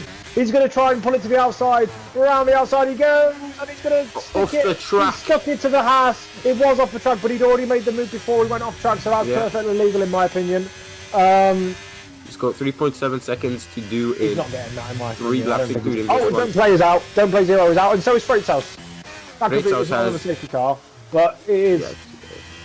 Yeah, and there's. Oh, sorry, he's in the thick of it. Kevin bites to get. Ozan had to do some slalom driving. As now, Rajic is trying to go around the outside of Jigs. Jigs is letting him the room, but then he's just had to compromise on the exit. Jigs needs to try and catch it. Let's have a look at warnings. J-Ray is on 2 warnings for track limits. Oh, wow. Jigs, I don't think he's on any. No, Jigs is on 2 as well, unless there's a warning for collisions. Yeah. That just shows you how powerful DRS is. Rajic, even with no battery, having a look at Jigs into the fast chicane. Jigs capped 4.2. Rajic may have just helped Jamie secure this win. He's got 2 laps left to go, and everyone is absolutely gunning for it here. Could Kevin pick off P10? I don't think he can, unless if there are more crashes, which there might as well be. It's very much like the IRA. Oh my god. Okay, well that's 1 crash. Finishing her into the pit lane, so you jinxed him, May. He was top 10. As Kevin will pick up P10, as I just mentioned, which is, I did not expect him to do that. I can confirm, by the way, that J-Ray has 2 warnings for track limits and Jigs only has 1. Okay. Well, the gap is 3.8, so it's been half a second. That's nowhere near enough, even if Jamie does pick up a 3-second time penalty.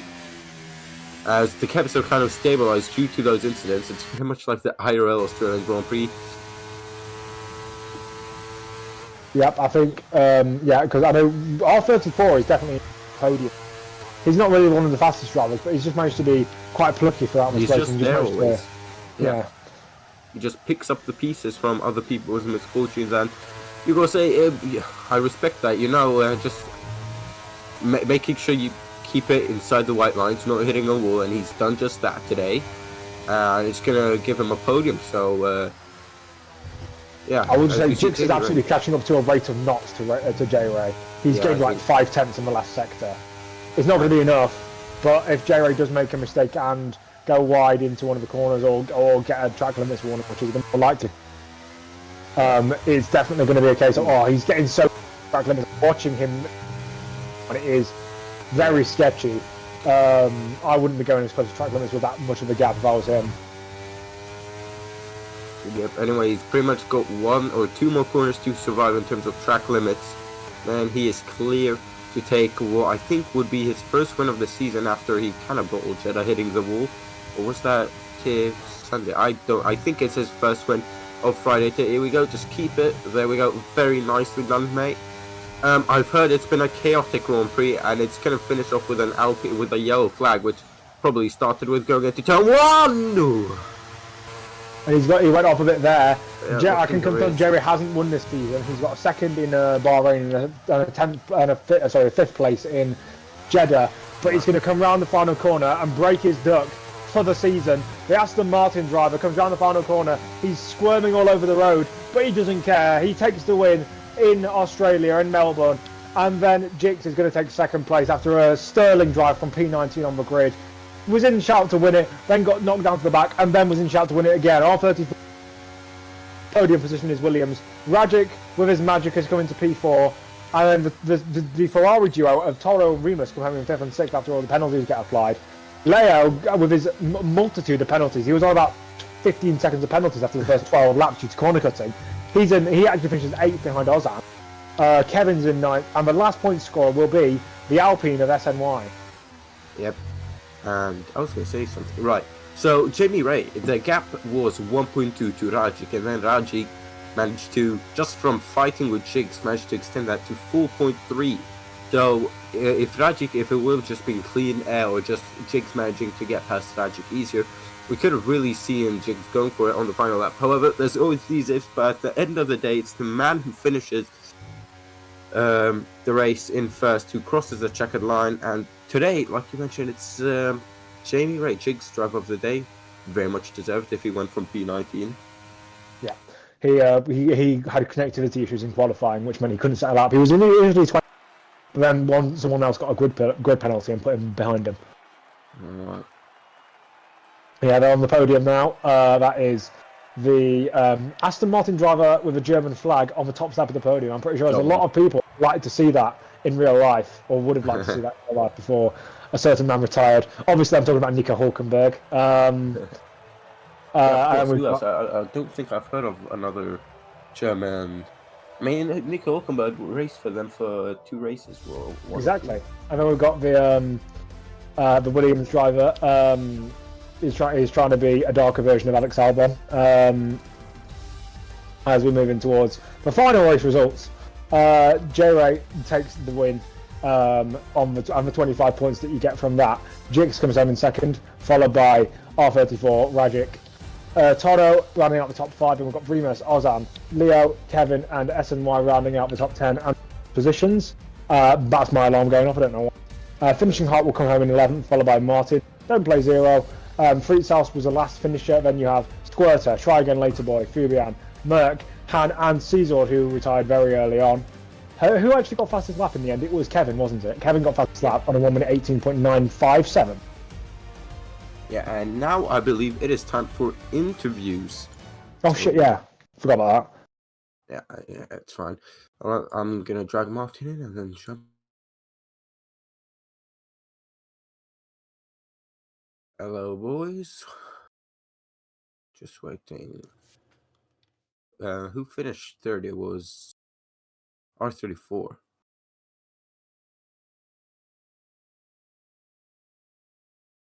Yeah, I think. Yeah. He has to join, but he doesn't know. I think he has to go. Oh well.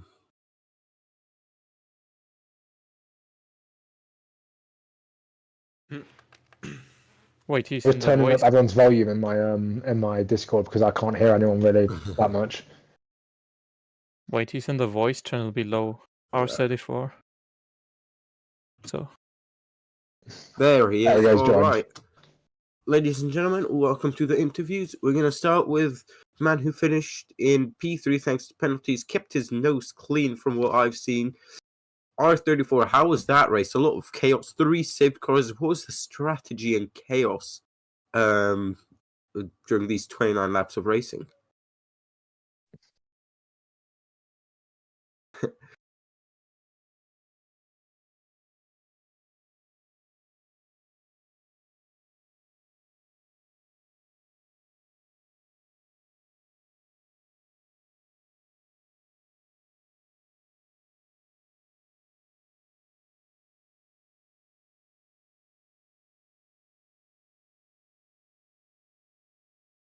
Thank you very much. Are you happy with your performance? P3, was that the most you can get? Yes, I heard you. So P3 to Mr. R34, now P2 Jigs. It could have been the race lead. You got stuck behind Rajic there, working his magic, as Ned so mentioned in the stream. You tried to go for it multiple times. Do you think that cost you the race win at the end? To be honest, I don't think so. I think I lost like 1.5 seconds behind before Rajic with our battle, but I don't think it would have been enough. I think I would have maybe almost gotten to the DRS of G-Ray, but no, I don't think the pace from G-Ray is too strong to catch like 1 second per lap or something. So I don't think so. Yeah, anyway, But he definitely made it harder. Yeah, it was a good comeback, starting P19, making a way back up, and then getting taken out back up there again. In taking all of those into consideration, you would expect P2 to be a great result, which I think it is from what you've done. I mean, great pace, just unlucky. Yeah, I also think so. In the qualifying, I had some technical issues, and then I just made it. Like, if I had 30 seconds more, I would have got a lap in. I hope so, but yeah, it wasn't meant to be. And then in the race, at the beginning, everything goes to plan. I was overtaking people every second or third laps, and then in the I don't know what happened in lap 20. I think where there was a safety car, there was an issue in the fast chicane, and someone spun, and then everyone braked, and I didn't saw it coming, so I broke my front wing again. But yeah, I think I'm happy with P2, but I would have I would have preferred to fight for 9 laps with G-Ray to the race win. But yeah, it wasn't meant to be the setup. So you can go ahead and take the winner of the Australian Grand Prix down under, Jamie Ray. So, J-Ray, what I will say is that was you were pretty much always in the lead of that race. You had that kind of dominant. Did that help you with the controlling the mental aspects, and did that help you control the race rather than have to fight through, like, for example, Jix did? You're on mute, by the way, J-Ray.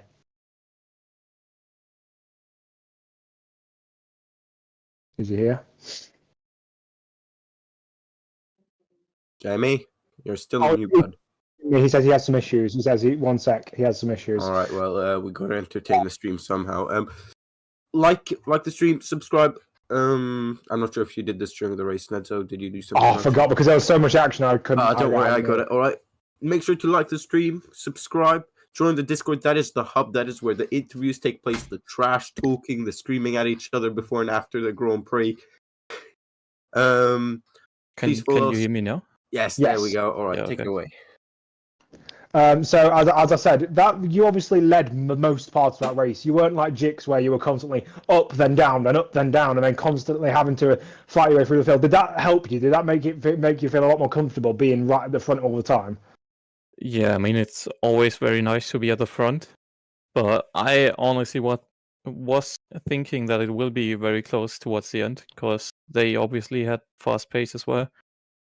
But yeah, it just was the right strategy, I guess, and I got myself out of troubles and never damaged my front wing, so I think it was a very good race by me. I'm trying to think of now another question to follow that up with. I got a question real quick.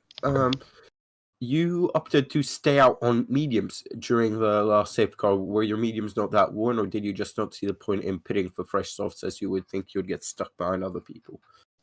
I mean, I had 1 lap sold mediums, so I pretty much just stayed out of the safety car. I didn't come into the box because I thought, even though the soft will be much quicker, I think in the last laps the mediums will be faster, and that's what it comes to in the end. So I stayed out and gained track position. Which in this race was key, as it involved not taking out your front wing. But can I just ask like a general question to everyone? Did the constant safety cars, the constant stoppages, especially because it was kind of very much jam-packed into the middle of that race. There was none at the start. There was one right at the end. Did that constant stopping and starting, did that affect your mental state in the race? Did that affect how you saw the race? Were you kind of thinking damage limitation at any point? So who's the question? It's to everyone. You didn't listen. Can you repeat the question? I heard the question, but I didn't know to who it was. We can start with you, Jigs, as R34 is left, so... Yeah, it was like the first safety car was in my favor, I think. Yes, it was. I was like, that was helping you. Yeah, that was helping me, but in the next few stages, one safety car was helping me because I had broken front wing, so everybody was together again. That helped me much. But every time yeah, you just like pause the game or something like that. It's really yeah, it's really hard to concentrate again to fully focus on the race win or something. But yeah, it happens. Yeah. Did anyone see, one thing I will say is, did anyone see the questionable antics from, what's his name, Try Again Later Boy in the pit lane? I didn't saw. I have no. I had no vision. I think I heard what happened, but I didn't Okay, know. Has anyone got any incidents they'd like to get off their chest? Any fiery statements they want to put out? What did he do? Try Again Later Boy. He slowed. Basically, what happened was J Ray was leading, and everyone came into the pits line astern, and instead, because he didn't want to double stack, what he did was he slowed down in the pit lane. You know how it's really tight and you can't go around anyone. He slowed down in the pit lane, held up everyone behind, so he didn't have to double stack. Yeah, I don't know. The only incident I was in was at lap 20 when I think I watched it back that the half of Squirter touched someone. I think it was Stone Play Zero in the between the safety car, and then he braked and that's the reason why G-Ray has to brake. And then I was going into the back of G-Ray, and then I had front wing damage. That's the only thing. And I think. Some guy that was disqualified was very sketchy. I don't know what happened there, but Merc was disqualified, but he was always right at the front. Yeah, that's really. You only get like a 1 second warning when you pass a safety car, which is stupid. Yeah, but I don't think it's smart to overtake a safety car, even if it says so. I know. I had that in the league race once, where you just don't. I didn't see it because it was in the rain and it was quite misty, quite you get a lot of spray, and I genuinely couldn't see it. And I overtook it and I slammed on my brakes, but it wasn't enough. Yeah, the safety car is kind of bugged sometimes. So. Anyway, yeah, sometimes. I think that's it. Thank you so much for joining. Mostly Ned's. I was just here for a bit. Thank you for joining us. We'll be back here Sunday in Australia once again, 7 p.m. Most European time. That is 6 p.m. UK time. Thank you so much for having us, and ended up with Jimmy Ray taking the win. Thank you very much, and good evening.